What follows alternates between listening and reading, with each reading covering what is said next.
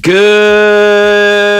morning, Softball America. It is Thursday, December 4th, where I am. I'm not necessarily sure that is the truth where Tara is. Time zones are confusing to me, but we are glad that you are here. Gray Robertson, Tara Henry. Hello, where are you, Tara? It is still the same day. It is still December 4th. It is still Thursday, right? Is it Thursday? Thursday. Okay, yeah, Thursday. Sorry, my days are a little mixed up, but I am in London and excited to talk to you all straight from London. Just had a few days of a coaching conference here in the UK and learned a ton and just so inspired, talked to so many different people over here, but also would love to talk about some big news in the AUSL, and I can't wait to get into that. But yes, I'm in London. I'm actually having espresso. I said I was going to have tea, but I need a little bit of a pick me up because I'm in that jet lag time at the moment. I'm drinking a fat cup of coffee out of my Stranger Things mug. Are you a fan of the show, Tara? Stranger Things? Have you watched the new season? I have not watched the new season, but I am a fan of the show. Okay. The first 4 episodes of season 5 are out now. No free ads, but dadgum, I love that show. I'll have to maybe I'll download it for the trip back. Okay, that works. I would recommend watching the 4th episode on a screen as big as you can find. Would be well, that would not be on an airplane, but so I would, but also the first 3 episodes are like a good 3.5 hours total. So you've perfect, 7, 8 hour flight. Yeah, but we're glad that everyone's here on Good Morning Softball America, and the chat is open. We're hearing from some friends. Nick Tarina is up in here saying hello, kiddos. Good morning, Nick. I hope we see you next week. Maybe we'll talk about that. I don't know. Maybe Nick comes to convention with Beth. Who's to say? I don't know. I don't want to speak for him. And then Fang is up in here. Hello, perfect timing for today since my meeting is at 11 a.m. Central. Anything for you, Fang? And he also dropped a good afternoon to Tara. Oh, thanks, Fang. Yeah, let us know where you're tuning in from. The chat is open and live. And if you're over on YouTube, make sure you like, subscribe, leave us a comment. And if you're over on X, a repost or even a comment over there, we'll see it and let us know where you're tuning in from. Absolutely. We're not going to, this is not going to be, our usual hour plus show. We'll because Tara's overseas and she's busy, and we don't want to take up too much time discussing the plot mechanics of Stranger Things. We're going to dive in specifically to A, what Tara is doing in London, and B, what happened the other night in the AUSL drafts, because there were multiple. You had the expansion, you had the allocation, lots of things, lots of really good players who did not find a home, which I thought was interesting. A lot of reshuffling of rosters, some clear winners. I thought a couple clear losers of the draft as well that we can discuss. And Tara's experience watching the draft was fascinating, and we all want to hear it, except real quick, a couple more people have entered the chat. The water is clean and cold, says, hi, everyone. Lauren says, good morning. Good morning, Lauren. Good to see you. And Nick is not coming to Vegas. Jim meets. With the children, I understand. Although, what a family trip. The last time I went to Vegas we went as a family, and I saw Cirque du Soleil and Celine Dion in the same week. Yeah, I was gonna say, girl dad. Nick's got lots of activities, and I'm not surprised that he's got some gym meets. But yes, in terms of the drafts, just so everybody knows, and I told Amanda Scarborough this because I had a conversation with her as well. The draft was blacked out over here, so I stayed up, which was I think midnight here Mm-hmm. in on London time, Little and after. a little after, and I messaged Gray, very excited that I was still awake, and then kind of found out that it was blacked out. My VPN, I had canceled it from the previous year because I didn't really need my VPN, and then so long story short, I was getting draft updates for 2 hours straight from none other than the Gray Robertson. So I mean, maybe we should have been live here, and we could have just been talking about it on a live show. But that's how I watched the draft. Everybody, If we had been live, I would have said some of the things I said. I'm just gonna be honest. fair. Because I had a ton of thoughts. A couple more people have entered the chat, and I want to make sure that we shout them out before we dive into how all this went down, which is also one of my notes. Again, the water is clean and cold. The high alpine lakes of the North Cascades, Wow, fun and beautiful, but also cold. High alpine. I have to think that would be a chilly. Cascades like the new team.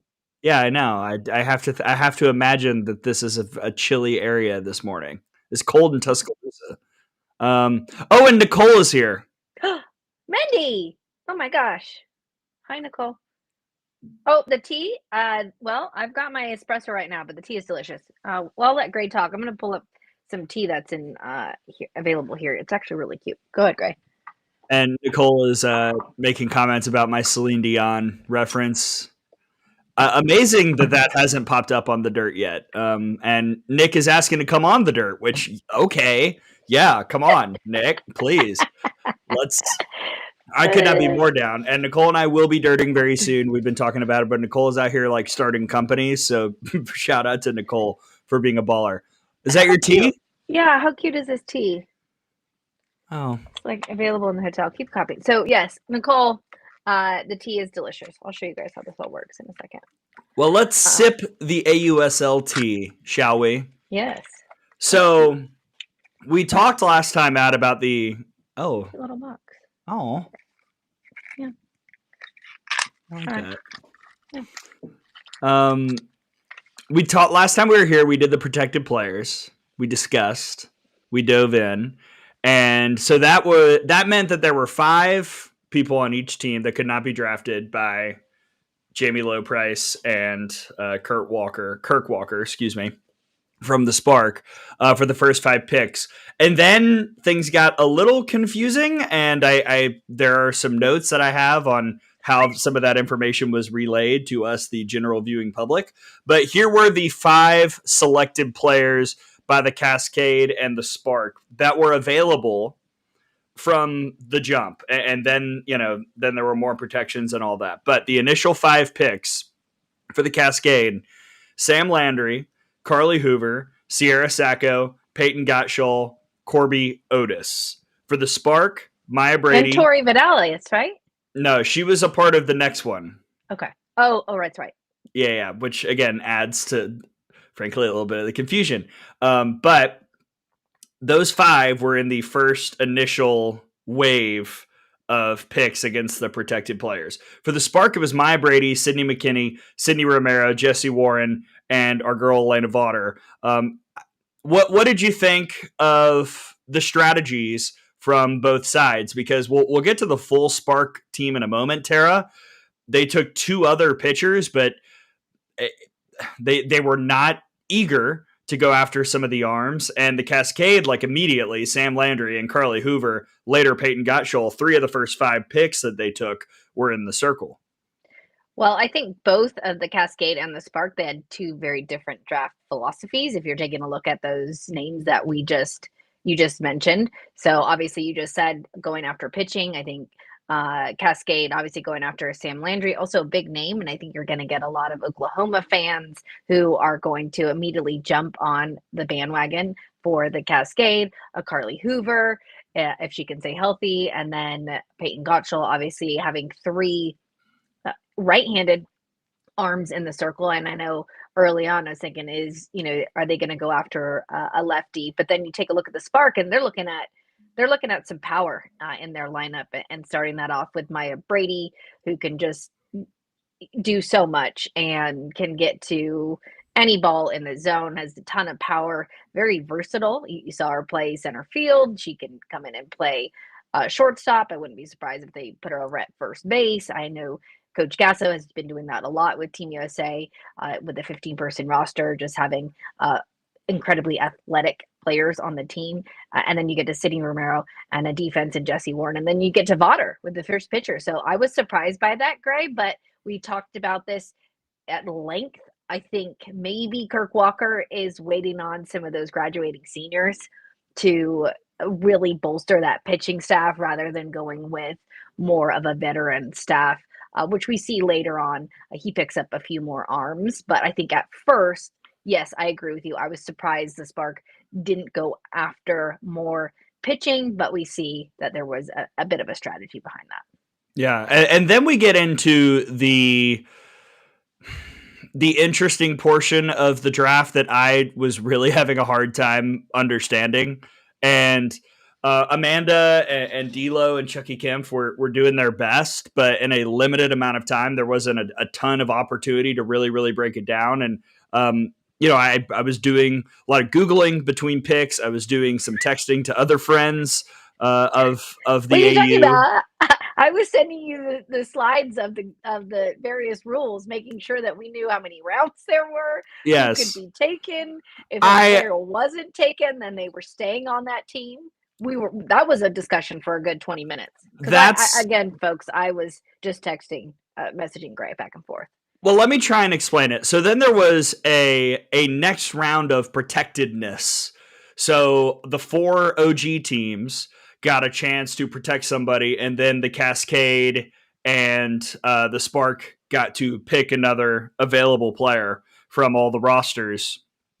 And it could go as far as 8 rounds. I believe we went 7. The Cascade only took 1 more, which was Tori Vidalis. Shout out to TV, and shout out to Tara for her recommendation for that selection on the show last week. That's a group pick. That was a Softball America group pick. Me and Jamie. As soon as Jamie was like, one of the most clutch players, I was like, oh, I know.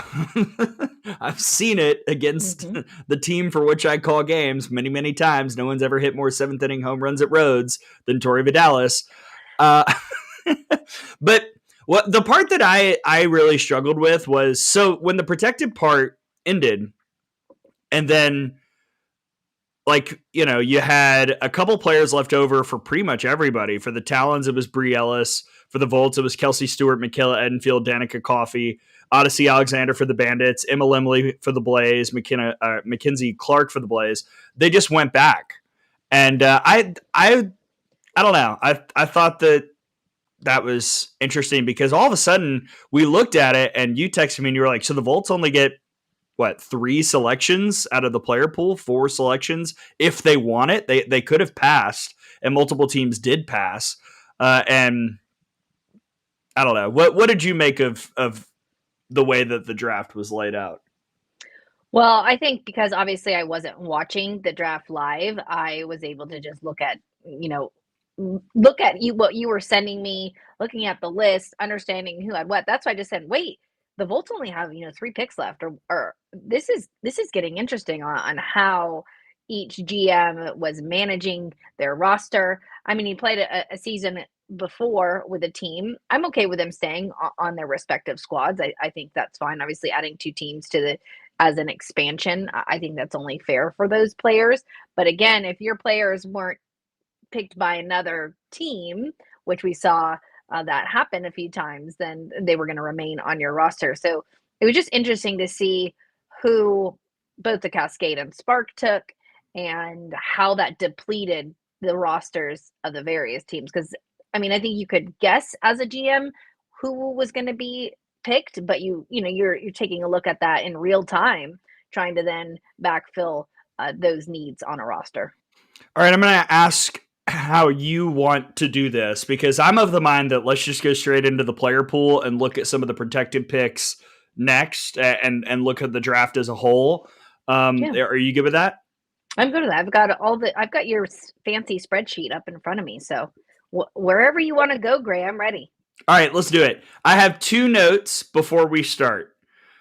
First and foremost, I think that the thing that I've learned from this, and I understand that we're in year 2 of this, but I think that it's a great time or the future will be a great time for AUSL to go full pro league, which is pick up more players than you have roster spots and let's make it competitive. Let's have roster cuts. Now, I understand what I'm saying, and that I am advocating for players to get drafted and picked up just like the NFL and then potentially cut before the season starts. But I think that that is the best way to get the best rosters, because the other thing is a lot of these coaches and GMs, especially the player pool kids, they don't get to see a lot of these players. I did ask the question, is there a camp?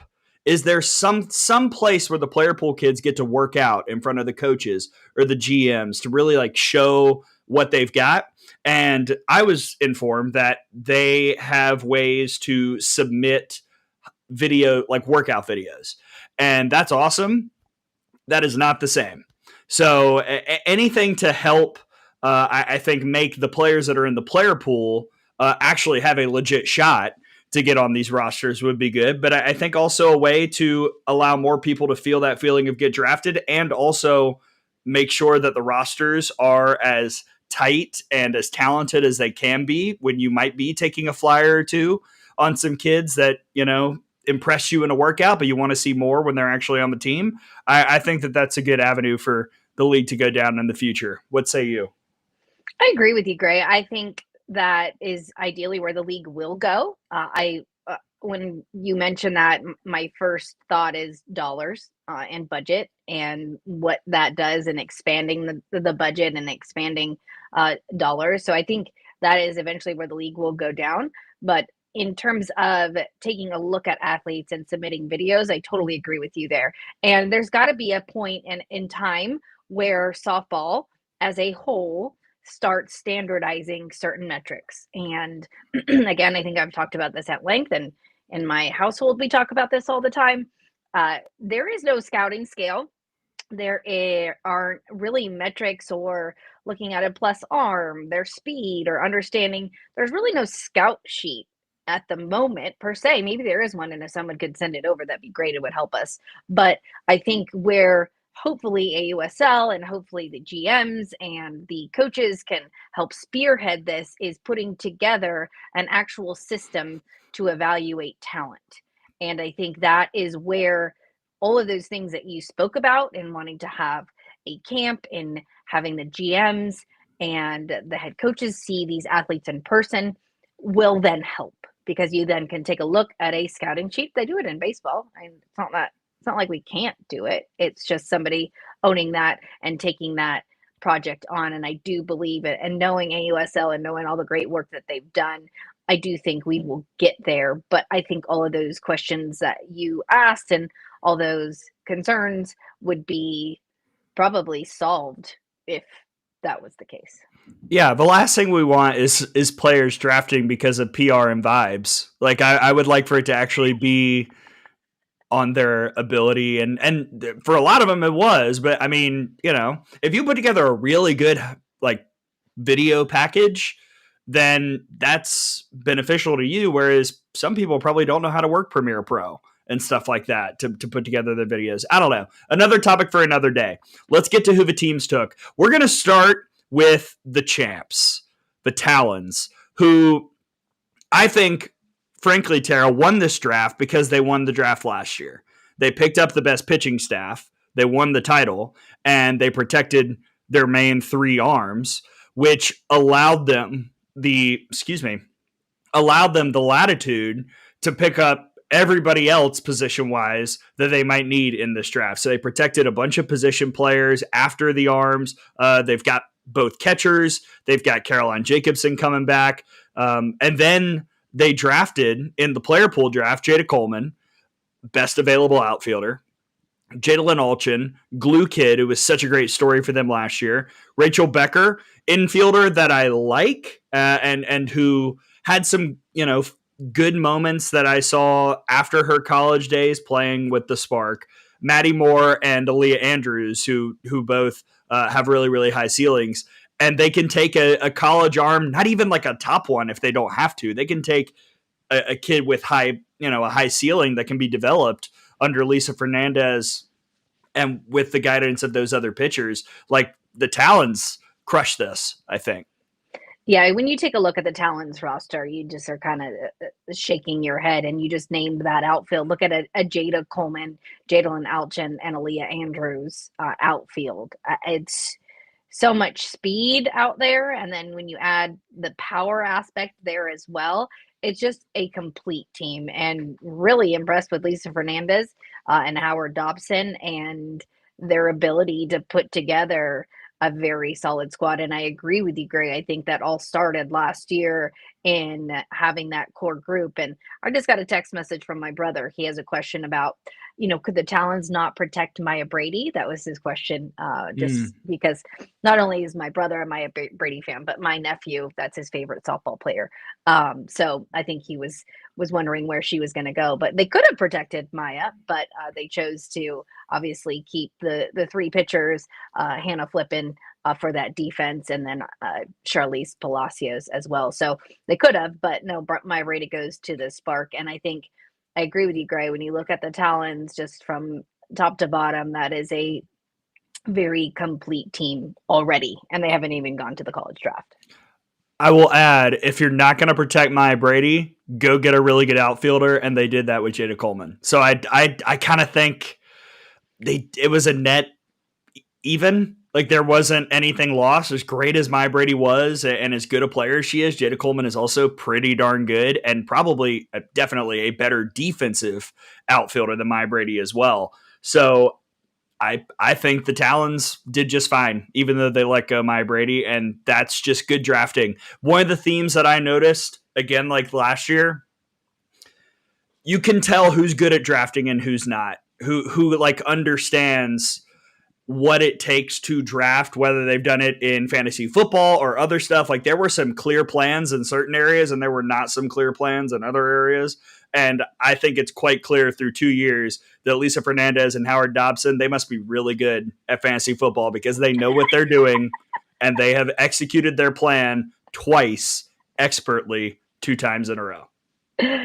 Probably good at fantasy football and really good at softball as well. I think those two. I think they're a really good team. And again, obviously Kirk Walker going over to the Spark, and now the GM over there with Amber Flores. I think there was a clear plan as well there in their strategy. But let's take a look at some of the other teams, Gray. Yeah, let's go to the runners up. If you guys have any questions, please put them in the chat. I know Fang.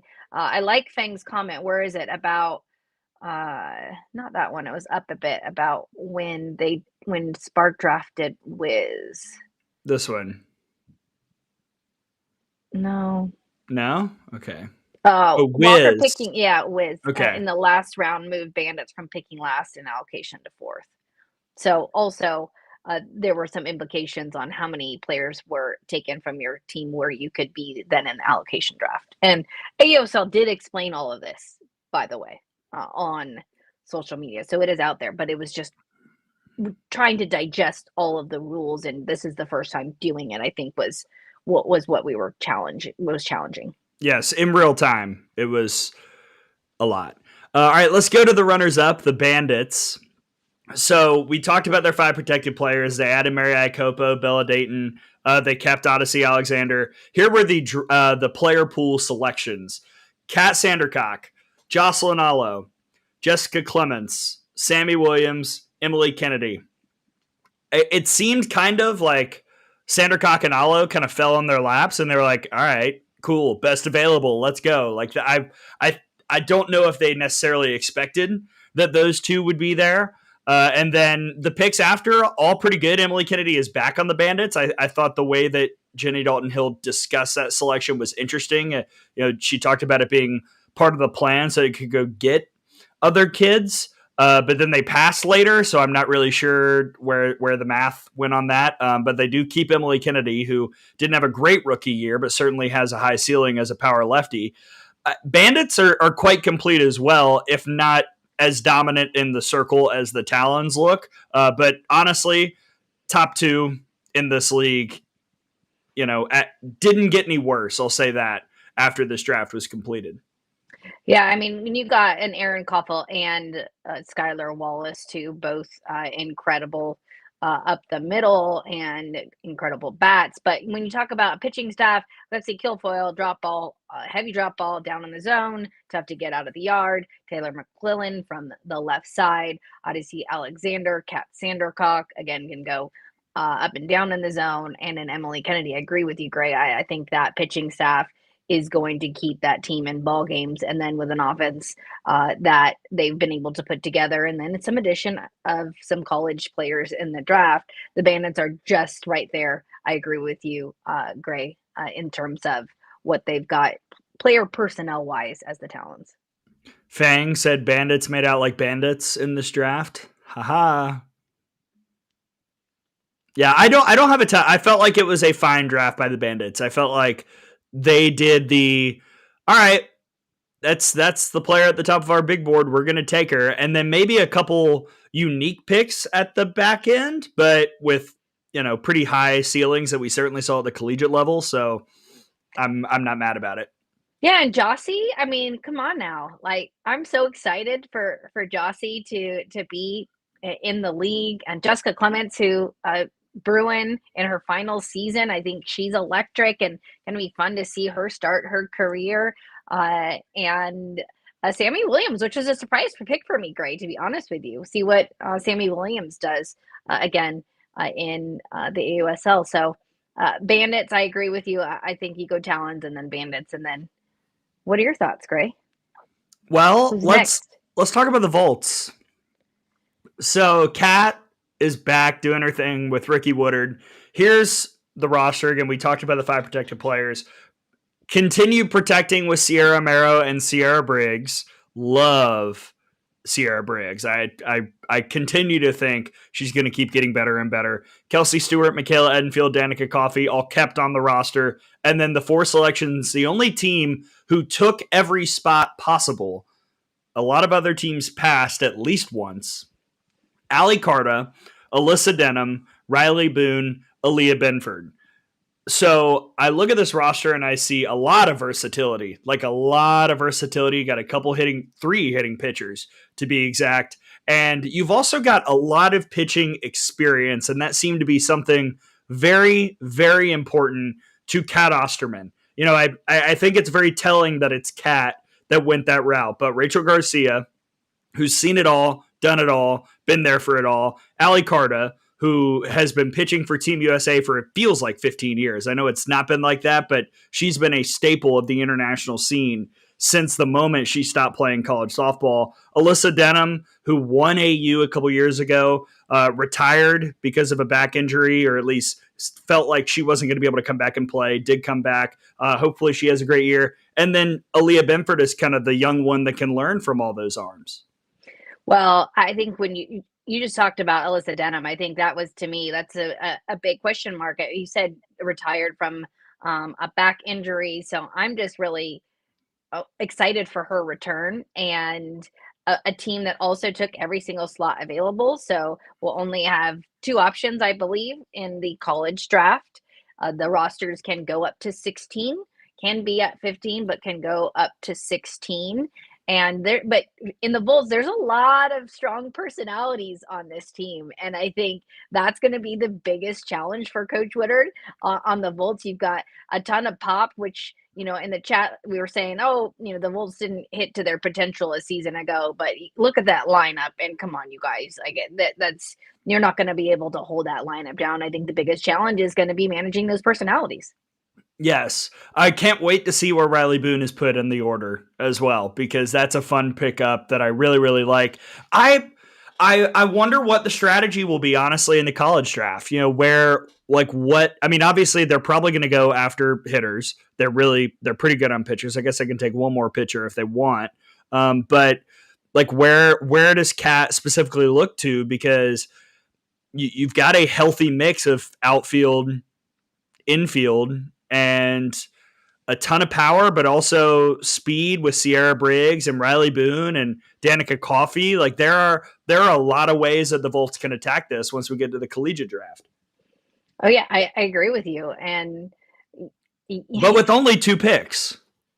Well, and I think that's what's so interesting. And I think what you started off with is, obviously having expanded rosters and working with a smaller size roster, having hitting pitchers is something that is very attractive. We know it on the international game, having utility players, hitting pitchers. And so I think that is part of that reason that you talked about in Cat and drafting and something to keep an eye on. But with 2 slots available, who are they going to go after? I don't know. Fang has an idea. He says go after a young pitcher. I think that's probably right. And then, I don't know, like a Dakota Kennedy or somebody like that for the outfield. I don't know. I don't know. Look at that outfield. You got Amanda Lorenz, Sierra Briggs, and Riley Boone in that outfield already. So, and a ton of players that can maybe move out there if needed. But yeah, we'll see. Yeah, we'll see. That'll be interesting. The Volts seem the most up in the air in terms of what they might do once we get into the college draft. Let's go to the team that finished in 4th last year, the Blaze. So there are 5 protected players. We talked about it. Anna Gold, Bailey Klingler, Aubrey Leach, Kayla Kowalik, Kailani Ricketts. They then kept Alicia Ocasio and Devin Netz. And then they were, I guess, kept, they held on to, I don't know how to phrase it, Emma Lemley and Mackenzie Clark, as we discussed earlier. The draft picks were Alyssa Brito, Jenna Laird, Jayla Wright, and Valerie Cagle. I was surprised by a couple of these selections, and I thought it was interesting attacking the circle as hard as the Blaze did. Now there aren't any openings for any college arms. This is the strongest draft class that we're probably going to see for a while in the circle. There are other spots where it's a little lighter, outfield in particular. There aren't a ton of options in the college draft, but arms, aplenty. And the Blaze are pretty much full there. And I thought that was a unique strategy to go with, Tara. Well, in terms of pitching, Ricketts, Ocasio, Netz. Again, Ocasio and Netz are 2 ways, right? So I think that's really important when you're drafting smaller rosters. I'm going to say it until I'm blue in the face. And then Jayla Wright, Valerie Cagle as well, right? So Cagle. And Emma Lemley. And Lemley. Well, and Lemley. But I'm saying for those that are 2 hitters as well. Emma Lemley. She is underlined on this spreadsheet I've got. But that's how many is that? 6? We got Ricketts, Ocasio, Netz, Lemley. Right, Cagle, 6. So 6. But to me, those pitchers that hit will count almost less because and I think that's the Volt strategy, and I think that was probably Dana's strategy as well over on the Blaze. And I know that you don't necessarily agree with it, Gray, but we'll see how it shakes out. We will see. I also thought, quite frankly, a couple of the selections were reaches, and that there were really good arms in the player pool who didn't get picked. And that would have been perfect for the Blaze. We saw why did the Talons win the championship last year, win the draft last year, and win the draft this year? Because they had a clear plan with pitching and a plan that is tried and true in softball.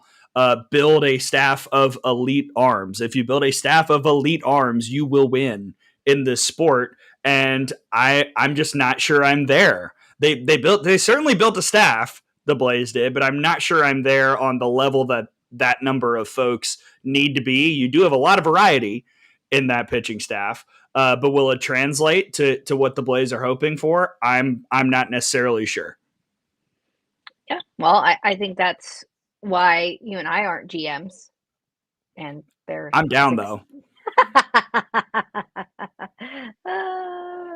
Gray's ready to step into his interview as a general manager for us. Where do I apply? I would love to do it.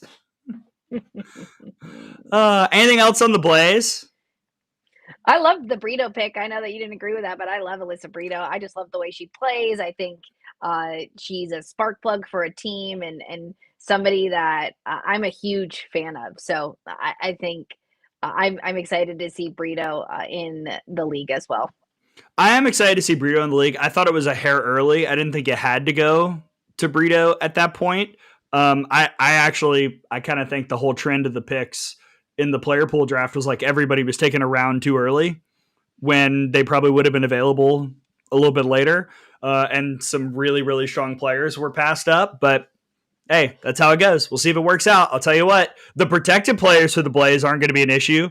Gold, Klingler, Leach, Kowalik, like, let's go. I mean, that if you're going to build around that core, I think that you've got a shot. But there were a couple draft decisions I didn't necessarily love. All right, do you want Cascade or Spark, Tara? A or B? Let's go with Cascade. Okay, Cascade. So here were the picks in the player pool draft. Kelly Maxwell, Mia Davidson, Sis Bates, Paige Sinicki, Allie Newland, Kendra Falby.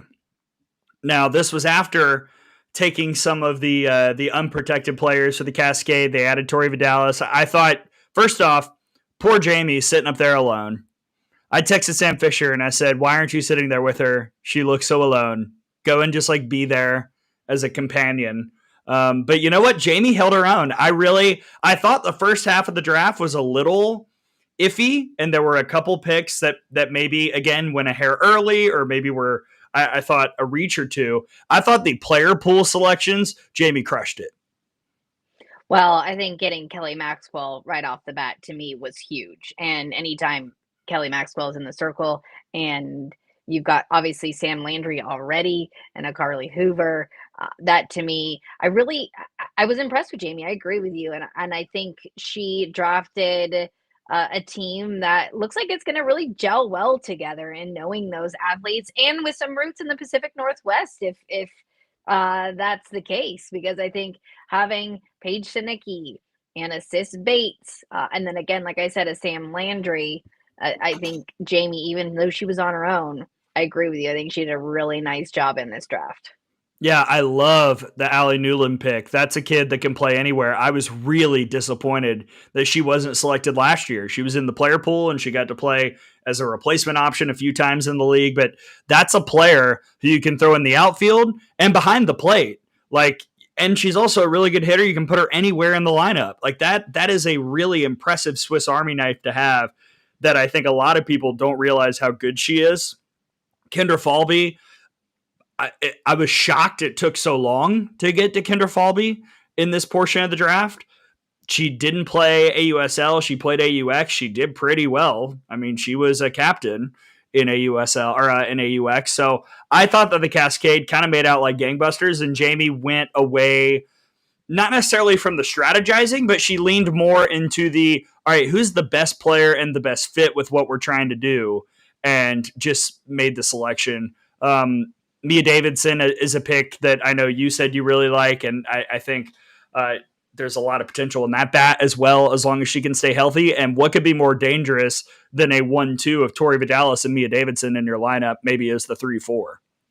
Well, yeah, and then also another take a look at the outfield. I know I tend to look at an outfield because it's obviously a bias there, but Sierra Sacco, Corby Otis, and Kendra Falby. Think about those defensive plays. And a Sis Bates and a Paige Sinicki.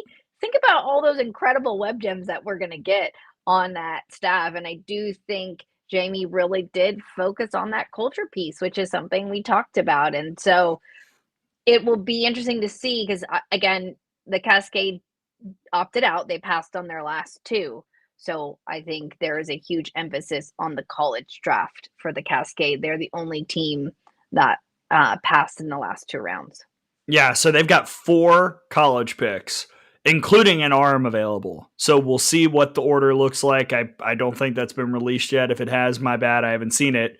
But yeah, I think options abound, and I'm really, really excited to see what Jamie does here.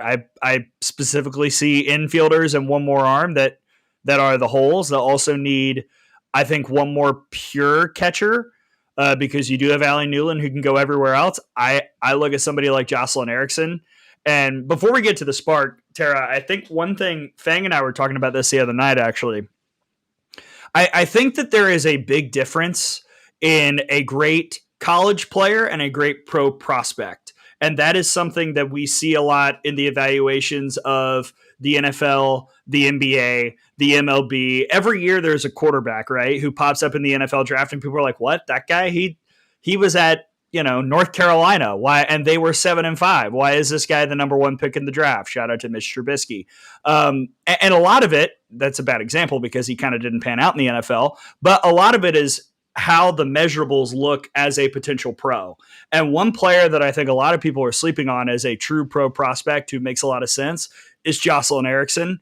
I think that is a player that when we get to the college draft, she's going to be taken very, very early because if you look at the measurables and some of the things that she can do that you have to do at the pro level, yeah, she might not be the best quote unquote college catcher on the board, but as a pro prospect, she's as high up as anybody I think that would be on a big board. And we'll get to that once that part of the year comes and we even know who the golden ticket holders are.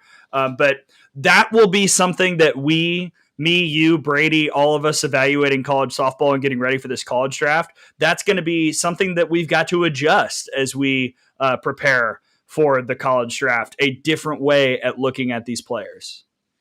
Well, and when you say catcher, I think you went to Erickson and my mind went straight to Reese Atwood. So I think there are some catchers that are going to be available.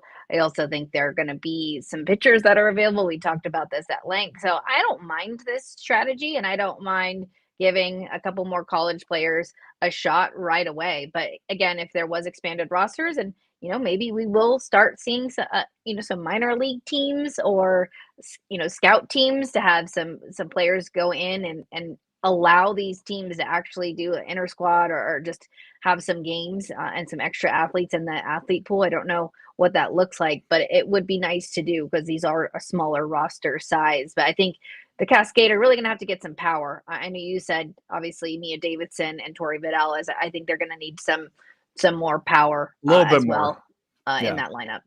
Yeah. I will also add, I'm going to do a lot of film breakdowns this season about, as we get ready. I'll create a big board. I'll bring in all the experts. I won't just be sitting there watching tape, although I will be a part of it. But I'm going to try my best to make sure that we've got the best possible evaluations for how a lot of this is going to go, because I think it's going to be fascinating to see the strategies once we get to the college draft.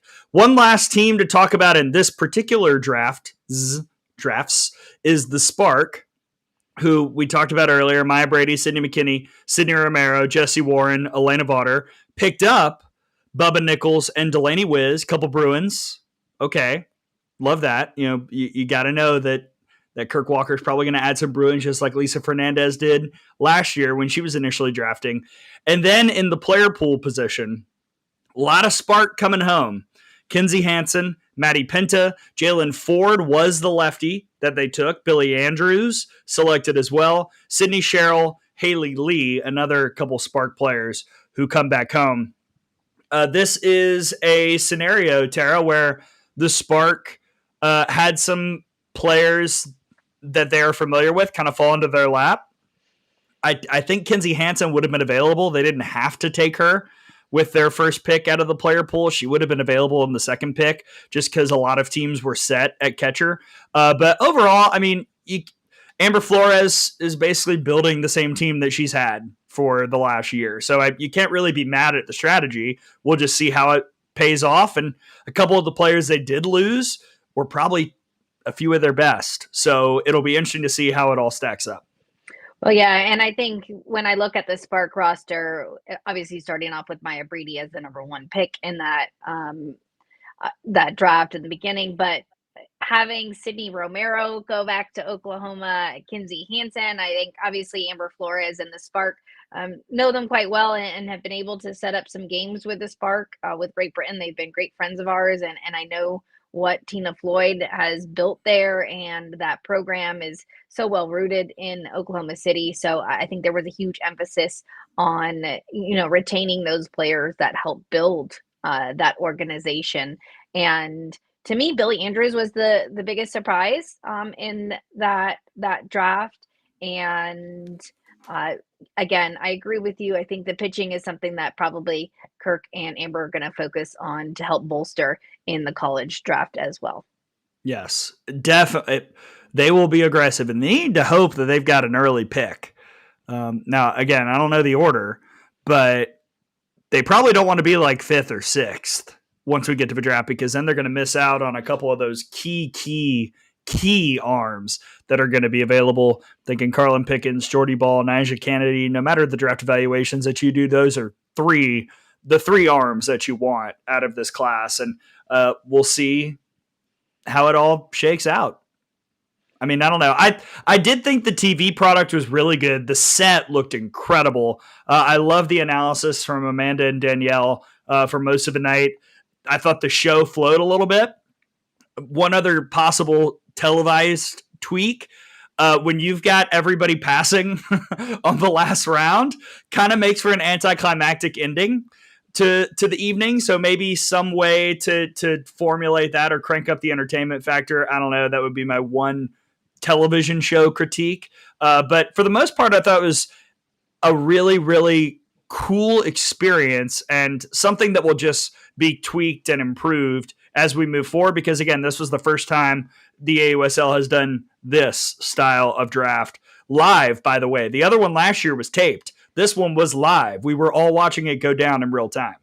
Well, and that's the thing. I texted Amanda and I said, Amanda, are you live? Because it's going to be really late here in London. And she's like, yeah, we're live. And I think that's what's really cool. I love where our sport's at. I love where we're going. And yes, obviously we can always get better, but I think the AUSL and what they've been able to do in such a short amount of time, and they've been strategic about it. And I know people want us to sometimes run before we can walk, but I think what the AUSL has done and Kim Ing and our good friend Sam Fisher, I think they've been really intentional about how we grow this league, because we've seen other leagues fail in the past. So I think establishing a league that has lasting power and that has something that the fans are excited about is their number one priority. And I will say, you can agree with some of their picks or not. I just having 6 teams in the league is, I'm excited because it's more than 4 from last year.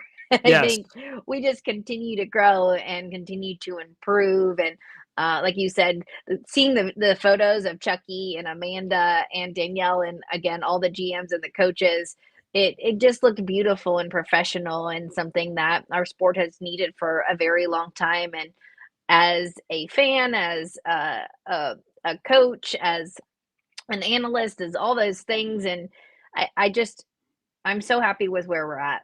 And I know the future is even brighter. And it's because of each and every one of you on this chat. It's because of you, Gray. It's because of this community. And the best is yet to come. And I've got, one more thing to note. First off, location announcements coming in January. Thank you, Xavier, in the chat for pointing that out. AUSL release that the other day. Also want to shout out a couple players who were not picked, but will be a part of the reserve pool this year that I think are should get a shot. And if they do, I bet they do pretty well. I was stunned Amber Pfizer wasn't picked. Absolutely stunned. She's been such a reliable arm for the Spark. She's pitched well in AU in the past. That's somebody that if she decides to be in the reserve pool, some team is going to be thrilled that they get to get her. Sarah Willis was in there as well. I know she didn't have as great a summer last year, but that changeup is still pretty darn wicked. Grayson Radcliffe is a player that I've seen the last few summers who's worked really hard and maybe didn't have the same opportunity that a lot of the kids in the player pool did because, again, they aren't as visible. as some of the players like the Spark or otherwise. Allie Shipman was awesome last year with the Talons and unfortunately didn't get picked up. I know bias pick, that's my friend, but I was really hoping she'd get selected. Elena Torres, a Spark that also kind of went under the radar. She was not selected. KK Madry as well. Sophia Nugent, Ashley Treeweiler, Courtney Day, Corey McMillan is off a roster. She was a first round college draft pick last year. I'm not sure what the story is there, and that's probably none of my business. But it was surprising to see Corey McMillan not on a roster. However, Tara, that means that should somebody get hurt, should there be any kind of leave of absence, anything like that that opens up a spot, a lot of these teams have really good options that they can pick up to fill things out, even temporarily. And to be honest with you, Gray, I was also surprised like a player like Rachel Roop wasn't picked up from Liberty. And I think our sport in general and as a whole can do a lot better job, like you said, of having these metrics and understanding what players can do what at the plate or in the field. And so again, we can sit here and critique everything that has been done, and that's our job. But also, again, the player pool is quite large. I mean, I was looking at it again. I couldn't watch on television. 100 plus players, and that player pool to pick from. And I think, again, we'll have that opportunity to have another team, hopefully, in the next couple of years, year or two or three or four, and start building out the lower leagues, and maybe we'll start having single A, double A, triple A like they do in Major League Baseball. I think we're on our way there. That'd be pretty sick. It was fun to go through the player pool and see some kids and be like, oh, hey, it's been a minute. Like I don't know where some of them have been, but I hope they've been thriving. And I wish that they gotten picks. It would have been fun to see them again on the field. There were a few I was like, oh my gosh, it's been like 2 or 3 years since I've seen or heard from you. I hope all is well. And maybe they'll get another shot in AUX. What would be great is if they got to use AUX as a chance to almost be that farm system that you're talking about, because there are a lot of people who weren't picked in the player pool that are still, I think, considered stars by the general softball watching public. So perhaps something to watch down the road. But we just went 52 minutes on the AUSL drafts, and that was a lot longer than I meant. Tara, tell all the people what you're doing in London now that it is dark outside. I know, right? It's now dark. I think the sun just said it's 4:24 here in London, but just was attending the PLX conference here in Leeds. I was up in Leeds. It was a little chillier up there and just incredibly inspired. It's the high performance community here in the UK. Met with a lot of various British coaches from across all different sporting disciplines, and our very own Katie Gould, who's our female health lead, and our medical commission at Great Britain Softball was honored as a nominee for the PLX Awards this past 2 days ago. It was on Tuesday night. I didn't win the award. We lost to paddle and canoeing, but again, just an incredible night. Innovation Award. It was an incredible night, and gosh, I learned so much. I've got so many notes here, and not only on coaching, on bringing people together, on establishing teams of teams as an organization, and how we better utilize development pathways, and making sure we have a safe space for athletes to not only learn and grow, but be stronger women. And so this is my second time here at the PLX Awards, and UK Sport puts it on, and the National Lottery. And every time, the second time, I'm leaving here inspired and just ready to get back to work and impacting hopefully more lives in the sport of softball and beyond. And just can't thank Great Britain Softball, my performance director, Gary Anderson, and the rest of the crew for this experience.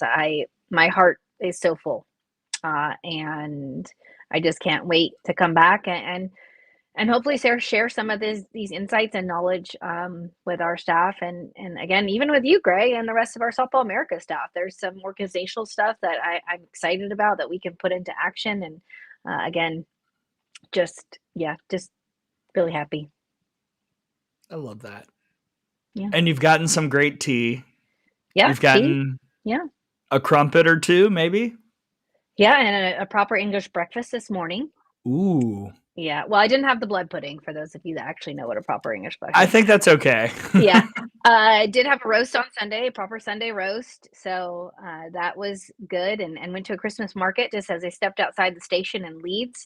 I spoke it into existence earlier this year, and I exited the station at Leeds to go to the Queen's Hotel, which is where the event was held, and there was a Christmas market right there, and just so you know, Gray, I walked straight into the market and couldn't believe that there was, a Gambian, uh, three chefs, Gambian chefs were right there. So I literally walked in and had a plate of yassa, which is what I used to have when I would go over there. And so I did that and walked around the Christmas markets and just had a grand old time. Yeah, A all Christmas good fun. market sounds delightful. I know it How very really is. Hallmark-esque. Yeah, and I'm gonna go to another Christmas market. That's on my list of things to do because, why not? I'm gonna have a meeting tonight, and then we're gonna go to another Christmas market. You know what, America? Let's do better. Forget farmers markets. I want Christmas markets. I don't see Christmas market. I don't know. Maybe it's a state of Alabama thing. Farmers markets everywhere, and like, thank you for your jams and jellies. But I would love a Christmas market. That would Yeah, be mulled incredible. wine, cider. There were, I mean, there's food. Then there's obviously crafts like Christmas trinkets. So I'll be getting probably. We do Secret Santas in my family, and just picked them in Thanksgiving. So we'll probably be getting my Secret Santa their gift tonight. And Can we yeah, spin it back real quick? How yes. so? Do you want to tell everybody what you did for Thanksgiving? Oh, I was supposed to stay in Atlanta, but I actually, instead flew to Palm Springs and surprised my mom, and, she had no idea. So, yes, I do have a video, which I do need to send you, Gray, but did surprise my mom for Thanksgiving. It's a really important holiday, and she loves Thanksgiving. So, put the surprise together with my brother and my dad and showed up and played some pickleball because that's her fave. Played some pickleball and yeah, she was really excited. Really excited. Might we, before we go, might we play pickleball in Las Vegas? Because, ladies and gentlemen, Gray and Tara will be holding down the fort for SA at the NFCA convention. Tara, what I mean, obviously this is like a coach thing, so I'm not sure many people in the chat are going to be showing up. But what is it that we're going to be doing at this event for those that are curious? Oh well, it is a coach thing, but I hope people that are watching this are going to be there. And we will have a booth at the NFCA convention, so you're going to stop by, and we'll have some fun new offerings for high school and travel ball coaches. So again, stop by the booth at the NFCA Softball America. Myself, Gray Robertson, and Jen McIntyre will be there to answer all your questions. I think I'm going to have one of those fun wheels to spin, and so Ooh. yes, I mean, I've got some ideas, but we will be talking about the recruiting packages that were going to be available at the tent, and then for those Division One, Division Two, Division Three JUCO coaches, I'm putting together a invite only. Well, it won't be invite only, but I'm just there's going to be a max cap of it on Thursday night at Circa. We're going to have a really cool hitting roundtable discussion with some of the best hitting minds in the game. So that will be going out to our coaching list here shortly in the next probably day. So if you are a current coach, expect to get something in your inbox in the next couple days here from Softball America, and we will be having a really cool roundtable event that's just going to be very casual, but some pretty influential hitting minds in the game are going to gather together, three or four of them. I will Uh, attend. That sounds okay, fun. great. Well, so that's what we are going to do. Question from Fang. This is my first convention, so I'm gonna let Tara answer all Yeah. Q&As from the people. So if you are a coach or registered with the NFCA, then you can get a credential. You have to pay for the credential. It's a pretty hefty fee. It's over on the website, so I'll let you go and take a look at. I can't remember exactly what it is. I want to say it's upwards of $300, $400 to get into the convention. So there are abilities to go into the actual convention, and then as an exhibitor, we will obviously be in the exhibit. You do have to have a lanyard, but that is a separate cost. So again, it's for coaches, so it's the National Coaching Association. So you'll have to be a coach. So if you're a club coach, a high school coach, international coach, a private softball coach, you can go to the convention. Yes, and on the content side, I'll cook something up. We'll see. Just stay tuned, everybody. We'll come up with something. We'll get some interviews from coaches. Yeah, let us know who you guys want to hear from. I know we've got the SEC Media Days. As we were getting on this, Gray heard his own voice because I was listening to the Media Days, getting caught up. He's like, really weird. Is that my voice? I'm like, yes. So we will get some content from not only college coaches, but some travel ball coaches, high school coaches. So let us know what you guys want to hear. Yeah. Anything, any idea, we will take and run with. So put it in the chat, put it in the comment. We'll love it. Tara, what's on the site right now that people need to be checking out before we add more when we're in Vegas? Well, obviously, we've got the AUSL draft updates on there, which we went through at length. But then still cranking out those fall reports. And I want to apologize to Brady because I was supposed to get him Michigan State today, but that won't be in and probably till tomorrow or the next day. So we'll get it. I just want to publicly apologize. But what is time? Because it's almost tomorrow where you are now. So what? But with that said, we've got fall reports up. Georgia's fall report went up. Tony Baldwin got a little bit more arsenal in the circle, I think, this year to take a look at with the addition of a few solid pitching staff. And then Oregon is up on the site, as well as Florida State, the Seminoles, LSU, Houston, Kentucky, which is also part of Media Days as well. The first Media Days that has run. And again, I was just listening to Gray interview Coach Weekly, and I just love that you get her and laughs out of her. It was so great. That interview was so good. Did you hear her emergency contact? No, I'm not there yet. Okay, just wait. Okay, well, you guys let me know. Well, I'm going to put it back on as I walk. To the Christmas market. Actually, yes, that's exactly what I'm going to do. Okay, we're going to let Tara celebrate the season, and we're going to say goodbye. Many thanks to everybody in the chat for popping in with us and hanging out on a show where it was just us vibing and talking and breaking down a draft board. How sick is it? How cool, how awesome that we get to spend an hour dissecting a professional softball draft that was legit, and also that we can have thoughts and comments because maybe we thought some teams went, in one direction that they shouldn't have, or went in a direction that they needed to, et cetera, that we can have those commentaries and those thoughts with a lot of other players still available on the board that weren't even picked up yet. Like the amount of analysis that we could pour into this event was really, really cool, Tara. And I'm excited to be able to break it down even more in the future. This was a lot of fun. Oh, absolutely. And I want to remind everybody, Gray and I can sit here and analyze who did what and who did that, but it'll all be settled between the white lines. At the end of the day. So the players have to perform. The coaching staff has to put the right pieces into play and get a team to play together at the end of the day. That's what makes it so fun. That's what makes sports so fun, is we really don't know. And the game doesn't know who's supposed to win. We can take a look at it on paper and guess, but that's why we love the game. And again, I agree with you, Gray. I think it's so cool that we just broke down the draft of the Pro League for that long. And we could have probably gone longer. Oh, yeah. It's just getting dark here. I have more notes, but we'll mention those on a later date. For my partner, Tara Henry, I'm Gray Robertson. Thank you so much for spending time with us here on this December morning, afternoon, or evening, depending on where you are. And we'll see you next time on Good Morning Softball America.